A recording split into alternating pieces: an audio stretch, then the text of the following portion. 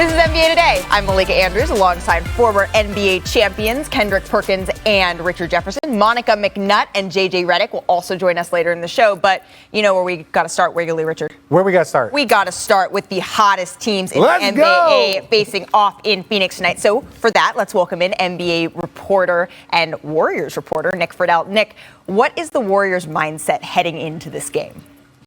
Malika, they're back on the big stage. They love it.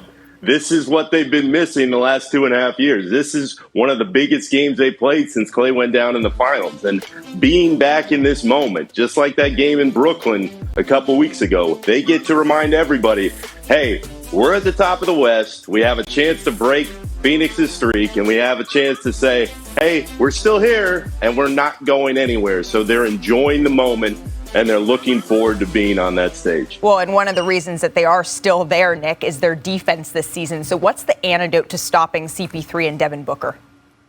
Malika, Draymond said you got to cut the head off the snake. And in this case for Phoenix, it's slowing down Booker and getting in front of CP3. This Warriors team, as you mentioned, is as deep defensively as they've been in a while. But for them, the key is they have Steph. But this now goes two ways because Steph's playing the best defense he's ever played in his career, and he knows it. And the rest of those guys know it. And then on top of that, how do you slow down Phoenix? You push the tempo offensively. So you get Steph rolling, you get Jordan Poole going early, and I think that's the way Golden State feels like it can control the tempo and force them into what they want to do the rest of the way. Well, and we get a 2-for-1 this week, Nick. We get to see them twice. Thank you so much for stopping by. All right, guys. So I do want to know, starting with you, Perk, what is going to be happening tonight in terms of who is under more pressure to, as Nick said, cut that head off the snake and win? Well, I mean, I think this is easy. And look, we cannot disrespect the team that actually represented the Western Conference. And so the team that's under the most pressure, in my opinion, in this game is the Suns. Not the Suns, the Golden State Warriors. When you think about... Oh, look at that. That went flip-flop real quick. No, because I meant to say that because the Phoenix Suns are bringing back everybody, right? They represented the West. Yep. And then you have a lot of young guys that are on the Warriors team. I feel like they have been playing well, but this is a real test for them. A guy like Andrew Wiggins, a guy like Jordan Poole, a guy like Gary Payton II, because Phoenix also have young guys to match their energy, their athleticism, and they both play the same type of style of basketball on both ends of the floor. When you look at the Phoenix Suns, they're so connected defensively. Guys are tied on the string. And so when I look at this matchup tonight, I think the Warriors have the most to prove by trying to get this win. There's a lot of things that you said that are correct, and I'm not going to disagree. There is a lot. I think there is pressure on the Golden State Warriors. The only problem is that the Golden State Warriors have champions. They have two-time MVPs. They have Defensive Player of the Years. And the way they're looking at it is like, we're back to being the best. Not we're back in the postseason. We're back to being the best. So my thing is this. The Phoenix Suns have more pressure. One, because they have this streak going. And that streak adds pressure. As the streak goes longer and longer, that's just a little bit more pressure on them. But for the Warriors, they're looking at this like, yo, we're the team to beat. They believe that because they have championship pedigree. Even though the Suns got to the finals, they didn't finish it off. And so I just look at the Phoenix Suns and saying that, hey, if they lose this one, it'll feel a lot worse for them than if the Warriors were to lose this one. It will hurt a little bit more because the Suns have to prove to the Warriors that they can beat them. This type of team. So you don't think this is house money for the Warriors? At this point, this is the form that they are used to being in rather than, oh, I need to go and I need to prove something this year, because they have a bunch of new guys in Jordan Poole and those type of players, Richard. Let's just say this. There is a Chris Paul, Steph Curry thing that's been going on for years. That is no disrespect. So when Steph Curry's the best player and Chris Paul's the best player, we've seen Chris Paul send Steph Curry home. We've seen Steph Curry send Chris Paul home a bunch. So you have your two best point guards that are going to be battling. So whoever wins that, there's going to be a little bit extra there. I also think this is a moment for Devin Booker. Right, when you have these young up and coming guys that are, that we consider young superstars. Like last week, I watched Jason Tatum and Kevin Durant go at it, and I watched Jason Tatum kind of come out like, this is my friend. With KD took it personal. Sure. Yeah. And so when Devin Booker has an opportunity to be on the big stage going against Steph Curry, doesn't mean they're going to be guarding each other, but if it's two guys that's on that floor, one from each team that are capable of dropping a 50-piece wing dinner, is Steph Curry and Devin Booker. So I'm looking forward to Devin Booker taking it personal, meaning going out there and establishing and saying, you know what, I could go bucket for bucket with you. Well, before we look ahead more to that game into the future, we need to look into the past. Some interesting games from last night. A little bit of brotherly love in Chicago as LaMelo's Hornets visited Lonzo's Bulls. They were playing each other for the first time all season. And, you know, if they're playing, that also means LeVar Ball has to be in attendance. Who doesn't love a set of balls going against each other? Richard, onto the court. Onto the court. Here we go. And look, this game was so back and forth, watching them just go. There was multiple lead changes in this Charlotte-Chicago game, but you know what happened? Ultimately, the Chicago Bulls revved it up. The final 3-4 minutes of that first half, it was all Chicago Bulls, as you see this finish right here. Well, and you know who was instrumental in revving it up for the Hornets? It was that man right there. It was that man. And look, what I love about him is that his team got down like 20-plus points, but they kept battling back. You see this, look, down 20. And DeMar DeRozan was continuing his show, doing what he does, showing that he is the best player on that Chicago Bulls team. DeMar DeRozan had 28 points on the night. Let's fast forward to the fourth quarter where it really went down. Well, and look at this. This is a 6-point game now. They cut it to 4 with 7 to go. That shows you that this Charlotte team is real. You're down 20 on the road against the Bulls, and you keep fighting. But it was too much of the big fella. Vucevic is back. This man went 7 for 7 from 3. We're not even talking about all the layups. But then that was it. Too much defense. And I'm just going to say this, Lonzo. If this is what you're going to do and lay it up, give it to Zach. I messed you up. I think it was 6 for 6. 16 points for Lonzo, 18 points for LaMelo. Here's what they said after the game. Obviously, you know, we are brothers, and it's all love off the court. But on the court, like I said, he got a job he got to do.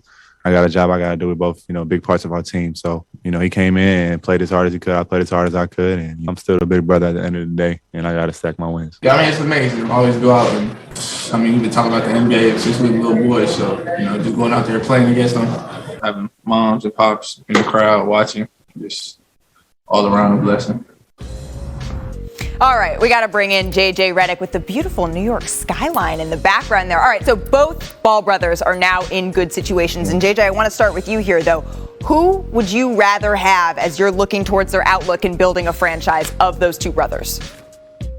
Well, LaMelo, for sure. And I would say this, the Bulls are built for short-term success right now. You certainly have to look at Zach LaVine's upcoming free agency and how that plays out. But the Hornets have two foundational pieces in LaMelo Ball and Miles Bridges, who's made a big jump this year. LaMelo, to me, is a transcendent talent. He's every bit as good as advertised. He can do so much on the basketball floor. He's definitely more of a scorer than Lonzo. They're both very disruptive defensively. But there's an aggression to LaMelo's game. And to me, he is the bigger star of the two brothers. All right, Richard, you agree? No, I completely agree. I disagree a little bit when JJ says that they're built for short-term success, because I do believe that the Bulls have a young core. Lonzo is young. I know DeMar is older, but Zach LaVine is young. Vucevic isn't 30. So when you look at this team and you're just saying, like, okay, like short-term, long-term, I think everything in the success kind of range is about 5 to 7 years. Right. And I think that the Chicago Bulls are built for long-term success, because as DeMar kind of fades, you would imagine that Zach LaVine or some of these young players can continue to grow. But yes, I would agree with him when I say that LaMelo Ball, he is all box office. He is one of those guys that will be the face of the league for the next 10 years. Perk? I'm right there with him. All right, 3 for 3. Here's the thing, because when you look at LaMelo Ball, we know that he's box office. We know that on the road, he's going to sell out arenas because people want to see him play. But how I look at it is that when I look at guys like Ja Morant, when I look at a guy like Giannis, when I look at a guy like Trae Young, when I look at a guy like LaMelo, those guys are guys that you could start a franchise with. Lonzo, you can't start a franchise with, but I will say he has done an excellent job in his role, and when you put the right pieces around him, he's able to flourish and be that floor general that he has been for the Chicago Bulls. And let's be really honest, if the All-Star game was today, LaMelo would be in the All-Star game. As a second-year player, LaMelo is in the All-Star game, and that right there as a 20-year-old All-Star, That's pretty impressive. My bad, I forgot to mention, Anthony Edwards is also in that conversation. Okay, Anthony Edwards is in that conversation. I think, to me, what I'm hearing, what you guys are saying is the Bulls are built as a team, and Lonzo complements that. But LaMelo, that's the sun, and everyone else is just sort of revolving around him. You can drop him in anywhere, as opposed to Lonzo. Maybe it's more about the complementary players that he's sort of setting up with, which they're built to succeed right now. Yep. But it's about a matter of who is around him. But guys, we are just getting started on NBA Today. We will get you primed with all the keys to tonight's Suns-Warriors game. Who will guard Steph? Will size win the day? Plus, Monica and Richard go head-to-head as the Knicks and Nets face off in the Battle of the Boroughs as rotation questions. Last year, the sample size before he got injured, he was playing at an all-star label, snatching the screws out the rim. That's good one. And letting you know about it. All right, and then the Timberwolves beat the Pacers. They quietly won 7 of their last 8. The trio of Towns, D'Angelo Russell, and Anthony Edwards combined for 74 of their 100 points. Edwards, after the game, worried about his technology. Yeah, that was one that you guys had to really grind out. Wait.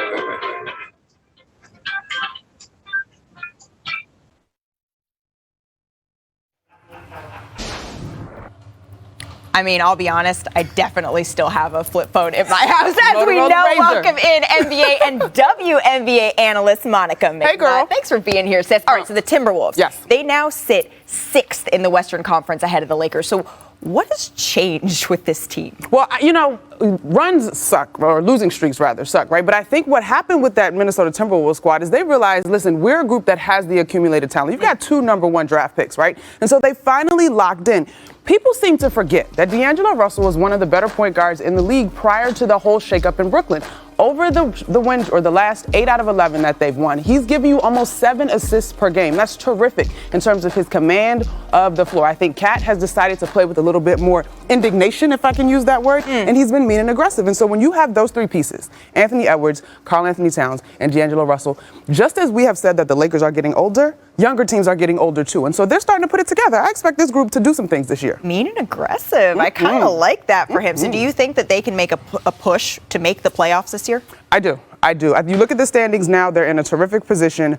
They're going to have to figure out a way to defend, I think, at a little bit of a higher clip. But overall, they've got the offensive wherewithal. And I think, again, look around the playoff teams in this league. They have a guard in particular that has a tremendous command of what that team needs to do and is able to facilitate and put people in the right position. Oh, and drop 30 if they need to. That would be D'Angelo Russell. And the West is such an interesting conference this season. I am so excited to continue to watch it unfold. We're going to talk a lot more about the Warriors and the Suns coming up. But since you're here, Monica, we have a little segment on this show. Let's do it. It is called The Top of the Top. I've seen it. Want to join? All right. Let's do it. Come on, let's go. Seen it. She's ready. We're going to join Richard and Perk to do The Top of the Top from Monday's action. So we have to start with the top and one. And DeMar DeRozan, who was on fire last night, he was in a giving mood. And then this happened. So look, I'm telling you, this up fake. Don't fall for the move, young fella. Oh, man. Hey, listen, we had a thing in the postseason against the Toronto Raptors. You got fined if you fell for a DeMar DeRozan pump fake, one of the best pump fakes in the game. You was not in the game. I mean, we? What, we? JR, I didn't mean to call you out. It was Swish. Swish fell for it. He got fined. He knows. He knows the truth. You didn't That's a mean pump fake. Yeah, all right. All right, let's go to top handles. That is Malcolm Brogdon. He has been in a groove all season. Monica, take a look at this. I love Malcolm Brogdon, excuse me. And I think people forget how big he is, and sneaky athletic can apply to this guy because he's so steady and he only brings it out in spot. But he has the ability to do stuff like this. Ooh. The handle. Ooh. Oh, my goodness. Don't go off the wrong foot, too, with the left hand. I see you, big fella. Well, you forget the foot issues that he had. He is clearly so far past that. All right, let's go to H-Town for top slams because rookie, do you want to pronounce it? Alperen Şengün? Şengün! Oh! Wow. I call him the big turkey. Look at him. You could probably eat a turkey that big. I probably could, but this is what you call Wow, guys. This is what you call sneaky athletic, okay? My personal mission, though, Malika, and I know you are a tremendous reporter, is to get the translation for the prayer that he says at the free throw line. Nobody knows what he says. Absolutely. Well, we needed a prayer to stop Porzingis last night. Oh, my goodness. Ooh, He put baby, Jared is that? Allen on a poster. Hey, look, if you can dunk on Jared Allen, he's one of the best shot blockers in this jump. league. He got But that's the good. throw. He got the throw. He got the shook. throw. Yeah, You gotta hit him with that throw unfortunately, play. Young bro got a little bit Porzingis clipped playing on this with one. the drip. All right, top They teamwork cheated. does not belong to us today. So let's stay in Houston, where Kevin Porter Jr. He needed 1 rebound. He was run 1 rebound shy of a triple-double. They tried. They tried so hard. They got it back. He tipped it to him. He just let it go. What are you doing? Go get it. He said, yeah. Those are great teammates. Yeah. Those are great teammates that all let him do that. Those are amazing teammates. But he was focused. And I've seen teammates actually grab rebounds and then laugh on the way up. Is Perk the guy who would do that for you? No, Perk's not grabbing rebounds like that. He wouldn't have helped you. He's not grabbing rebounds like I that. appreciate that he was focused. I didn't play for You had 3 people. You had him. He tipped it to him, and the other 2 were like, "Go get the ball." You want people that celebrate you. Yeah, you want Celebrate your people that want to successes. celebrate your success. This is exactly why the Rockets are 4-25 or whatever they record is, wow, because they Perk. play for stats. Okay. You ain't have to go there. That is playing You for ain't have stats. to go there. Because Okay, I went just there. so you know, Perk, I would have done it for you. I would have tipped It's it for fun. you. Coming up, one streak has to come to an end and another will continue. Who will be atop the West? I love angry Steph. Tonight, the Western Conference champion Suns put their 16-game winning streak on the line. Phoenix hosts the 18-2 Warriors, intent on resuming their annual trip to the finals. On Friday, they'll run it back on the Bay. I'm looking forward to it, man. It's a good, measuring stick against the team that's in the finals last year. We know how good that team is over there. They have a culture, they have identity. They have confidence in who they are. They have an identity of how to win games. For 2 teams with only 1 goal, they may have to go through each other. This week, the Suns and the Warriors will get a sneak peek of what it might take. 2 best records in the NBA, and it's going to be high-intensity, fun game. Love the yin-yang twin vibe there. All right, so the top 2 teams in the league are facing off, and we have got the numbers behind all of their success. So both teams rank in the top 10 in, get this, both offensive and defensive efficiency this season. So they're getting it done on both ends of the floor. And you guys remember when the Suns started at 1-3 on the season? Well, that was cute because Phoenix has now rattled off 16 wins in a row. And with the win tonight over the Warriors, they would tie the longest win streak in franchise history, which was set in the 2006-2007 season when, they ultimately lost in the Western Conference semifinals against the Spurs. But the Warriors, they are back doing Warriors things. Their 18-2 record is the best of any team through 20 games since, that's right, you guessed it, the Warriors in 2015, the year they started 24-0, and then went on to win an NBA record 73 games. So I want to go back with the crew, with Monica, with Perk, with Richard. We may see these teams again. Yes. We may see them down the line, and they may get in each other's way on their road to the finals, right? So I know Chanae isn't here. Don't look so bored, Richard. I'm locked I know in. Chanae isn't here, but I do want to do a little cheat sheet for tonight's game. Okay. I want to start with you, Richard. What's your key? I think whoever's going to guard Steph Curry, I really look at Bridges as the one guy. I know Jay Crowder is a very good defender, but I like him against bigger players. When you're looking at Bridges, he's the one person I think can chase around Steph. That activity, that movement. People, if you don't see it, especially this version of Steph where he has all the guys around him that can move, that is going to be difficult. So I don't even know who their second defender is. You don't want to wear out Chris Paul and Devin Booker trying to chase him around all night. So your key is stopping Steph, and you're looking at Miles Bridges, who I've said before is becoming one of the best 3-and-D guys in the league to do that. All right, so Mikal Bridges, excuse me. Monica? All right, so I agree with you, Richard. It's Mikal Bridges and friends, though. And I think you got to look at the depth that this Suns team plays with. They've got a second unit that is top 10. I believe they're 6th in the league in terms of the ability of that bench unit to also come in and be productive. And so the Suns have the ability to come at you in waves. Yes, Chris Paul, D-Book, Ayton, all those guys. But that second unit, not only are they scoring, but if you watch closely, Cam Payne does a great job of changing the pace with that team a little bit, right? So he's able to push the ball. They find some easy baskets in transition. I think that what this is going to come down to is not just Bridges, but the ability of the rest of the guys to communicate and deny, because Chris has said it. One of the most difficult parts about guarding Steph is how much he moves without the basketball. But if you can stay locked, the rest of the guys, right? Ayton in particular, maybe some McGee are going to be key in this ball game. I think that their defense will step up to the plate. Well, when I look at both of these teams, I think when you look at the guard position and the wing position, I think it's a wash on both sides. I think it could go either way. I'm looking at the interior. I'm looking to see how the Golden State Warriors are going to match up with DeAndre Ayton and JaVale McGee. JaVale McGee has been an unsung. He's been an unsung hero because when DeAndre Ayton hasn't had it, JaVale McGee has came into the game and changed it completely with his shot blocking, his rim running, being a live threat at the basket. So I'm looking at how they're going to match up to them for us using Draymond, or they're going to use Looney, or they're going to make adjustments, sub him in out early, because Phoenix is not going to, change up what they're doing like the Brooklyn Nets did when they played the Golden State. Well, and size has been something that the Warriors, that's been their Achilles heel in some ways, and they've always kind of had to find ways around it and against it. All right, I want to bring in JJ for his biggest key. JJ Redick, what are you looking at tonight? Well, y'all have alluded to this, but it's absolutely containing Steph Curry. To me, he's the hardest player in the NBA right now to game plan for because he's so good on the ball and off the ball. Let's look at on the ball real quick, because I think you have three options in pick and roll coverage. You can play drop coverage, which is probably out of the question. You can switch, which is unsustainable, or you can blitz. This is a little wrinkle Golden State has introduced in this two-man game with Dre and Steph. Instead of rolling to the basket and playing 4-on-3, he's coming right back to the DHO. There's no way for that big to get back.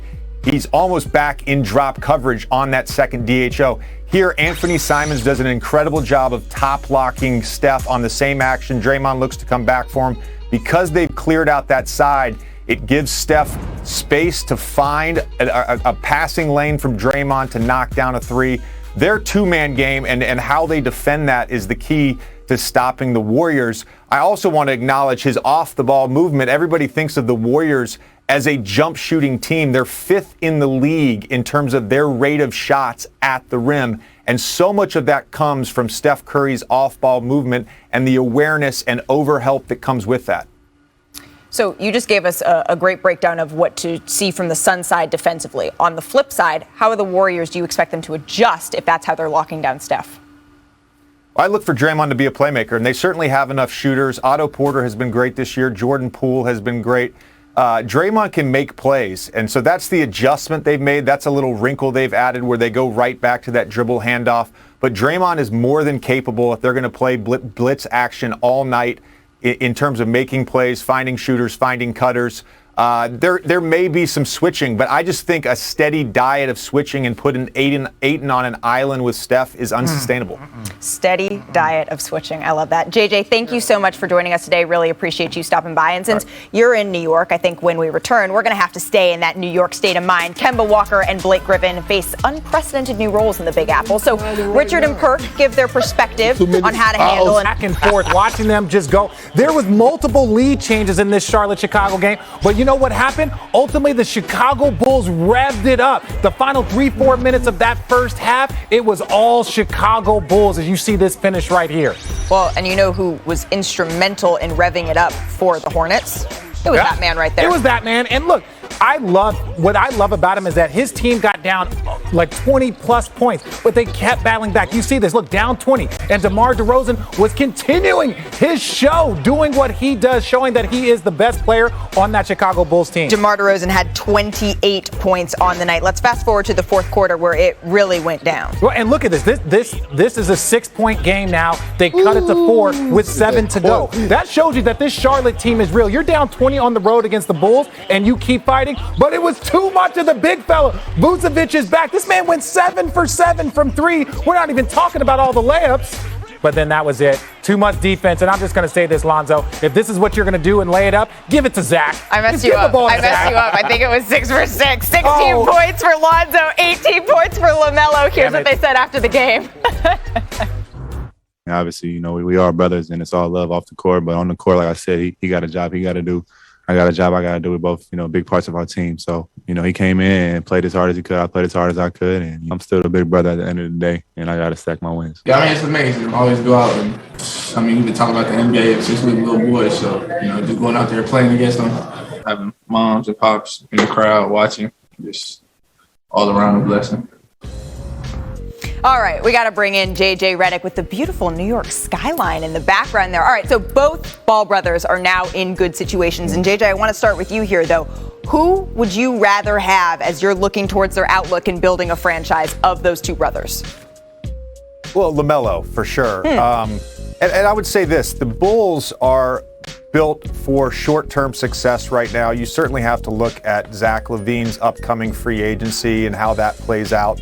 But the Hornets have two foundational pieces in LaMelo Ball and Miles Bridges, who's made a big jump this year. LaMelo, to me, is a transcendent talent. He's every bit as good as advertised. He can do so much on the basketball floor. He's definitely more of a scorer than Lonzo. They're both very disruptive defensively. But there's an aggression to LaMelo's game.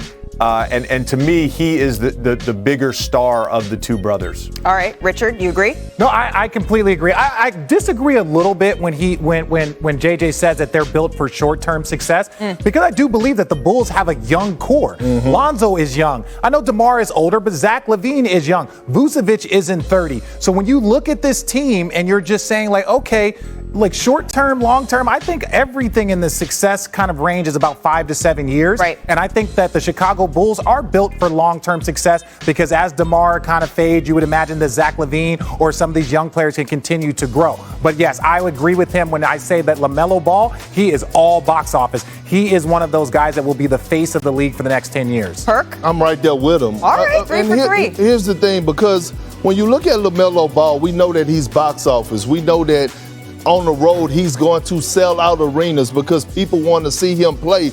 But how I look at it is that when I look at guys like Ja Morant, when I look at a guy like Giannis, when I look at a guy like Trae Young, when I look at a guy like LaMelo